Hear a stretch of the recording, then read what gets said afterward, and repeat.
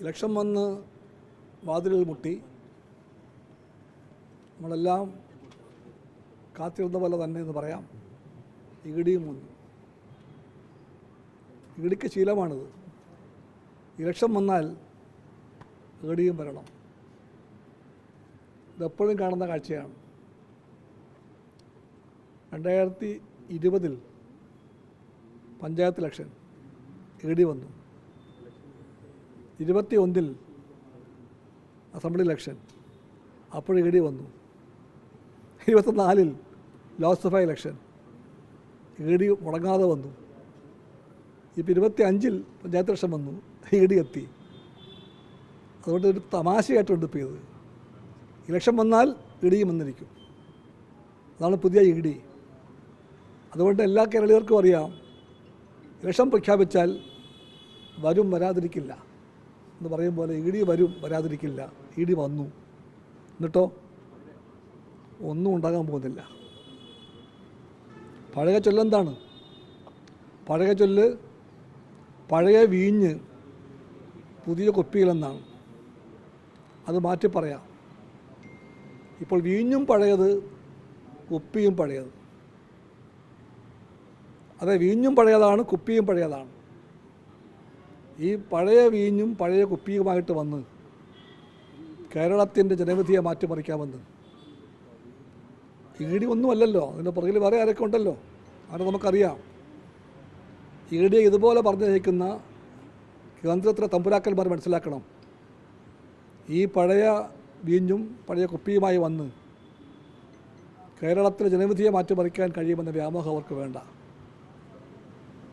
ജനങ്ങൾ പ്രബുദ്ധരാണ്. ആ ജനങ്ങൾ എല്ലാ ഓലപ്പാമ്പുകളെയും കുറേ കണ്ടതാണ്. ഇത് 25 മോഡൽ ഓലപ്പാമ്പാണ്. ഈ മോഡൽ പണ്ടും പുറത്തു വന്നതാണ്. ഇടയ്ക്കിടയ്ക്ക് പുറത്തിറങ്ങുന്ന അതേ ഓലപ്പാമ്പാണ് ഇപ്പോഴത്തെ ഓലപ്പാമ്പ്. അതുകൊണ്ട് 2025 മോഡൽ ഓലപ്പാമ്പിനെ അർഹിക്കുന്ന പക്ഷത്തോടു കൂടി ജനങ്ങൾ കേരളത്തിൽ കുഴിച്ചുമൂടുമെന്ന് ഉറപ്പാണ് കമ്മ്യൂണിസ്റ്റ് പാർട്ടിക്ക്. LDFൻ്റെ എല്ലാ ശക്തിയും സമാഹരിച്ചുകൊണ്ട് തന്നെ ഈ രാഷ്ട്രീയ പാഴ്വേലയെ തോൽപ്പിച്ചു കൊടുക്കും. ജനങ്ങൾ ഇത്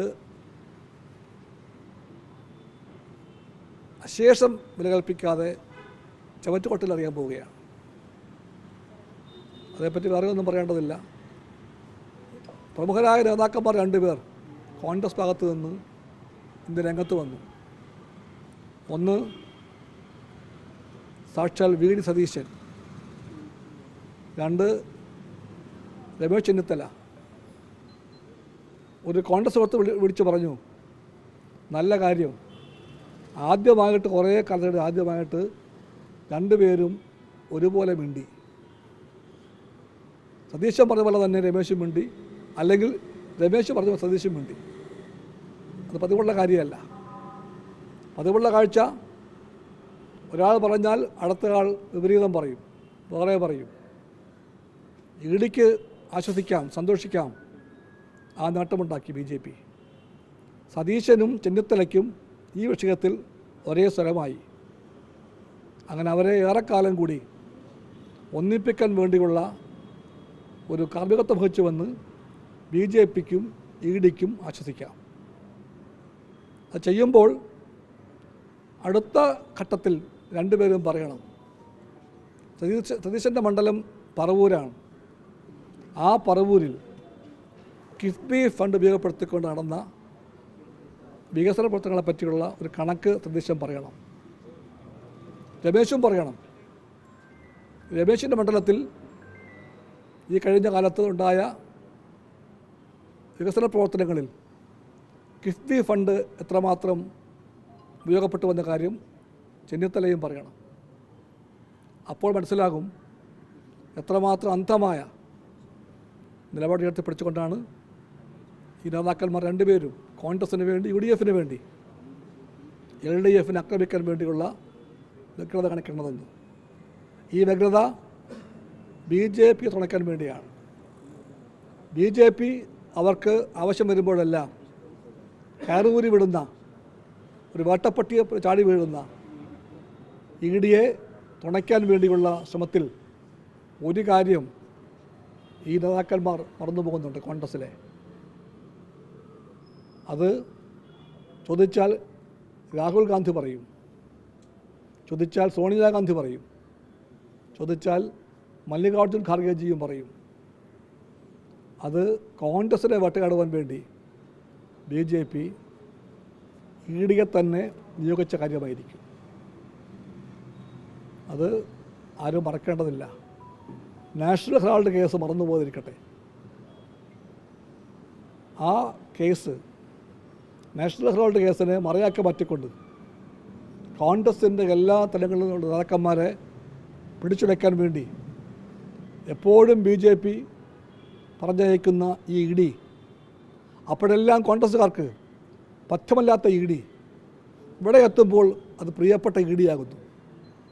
ഡൽഹിയിൽ വെറുക്കപ്പെട്ട ഇഡി ഇവിടെ എത്തിയാൽ പ്രിയപ്പെട്ട ഇഡിയാകും. ഇതാണ് കോൺഗ്രസ് രാഷ്ട്രീയം. കോൺഗ്രസ് രാഷ്ട്രീയം ഇന്ന് ലോക്സഭയിലും രാജ്യസഭയിലും ഭാവിച്ചത് അത് BJPക്കെതിരാണെന്നാണ് ഭാവിച്ചത്. പക്ഷെ ഇവിടെ എത്തുമ്പോൾ അത് BJPയുടെ ഭാഗത്താണ് നിൽക്കുന്നത്, കുരയ്ക്കുന്നത്. ഇത് കോൺഗ്രസ് BJP ബാന്ധവത്തിൻ്റെ കേരള പതിപ്പാണ്. ഇതാണ് BJP കോൺഗ്രസ് രാഷ്ട്രീയത്തിലെ ദ കേരള സ്റ്റോറി.